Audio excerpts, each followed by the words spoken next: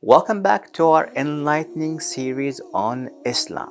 Today's episode takes us into the heart of Islamic joy and spirituality, the festivals and celebrations. Islam, with its rich traditions, has several festivals that are not just times for joy and gathering, but also profound spiritual significance.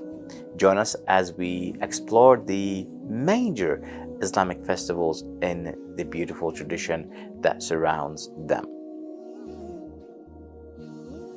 The festival of breaking the fast, Eid al-Fitr, marks the end of the month of Ramadan, the holy month of fasting. It begins with a special prayer early in the morning, followed by a feast where people eat and gather. Sometimes as we have it in our Western countries, where people usually go to the park and have a barbecue.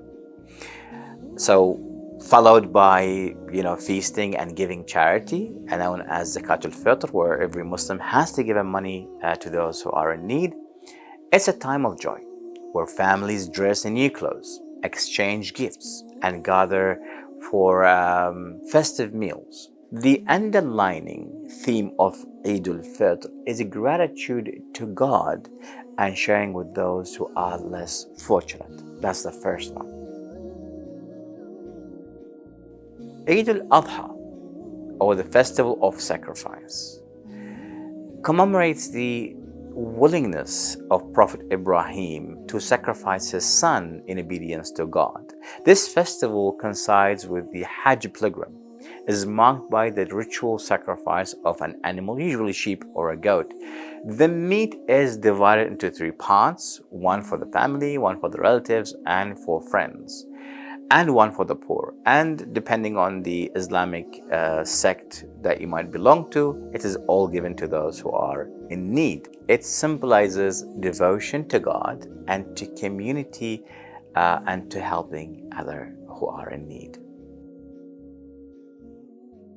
While not a festival in the traditional sense, the Hajj pilgrimage is a momentous spiritual celebration occurring annually in the Islamic month of Dhul Hajj.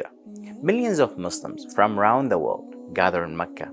It is a time of unity, equality, and seeking forgiveness from God. The climax of Hajj is the day of Arafah, a day of profound worship and prayer to God. Al-Mawlid al-Nabi, the celebration of the birth of Prophet Muhammad, peace be upon him and his family, is observed by many Muslims. It's a time of recounting the Prophet's life and his teachings, with people gathering and telling stories and poems and nasheeds to celebrate the life of the Prophet himself. While not celebrated by all Muslims, but for those who do, it's a time to reflect on the example and message of the Prophet, peace be upon him. And lastly, Friday. Friday by Muslims is also viewed as a day of Eid, which is a weekly thing. So every Friday is considered to be a Eid, where Muslims dress nicely, they bathe in the morning, they dress nicely, and they go to the masjid.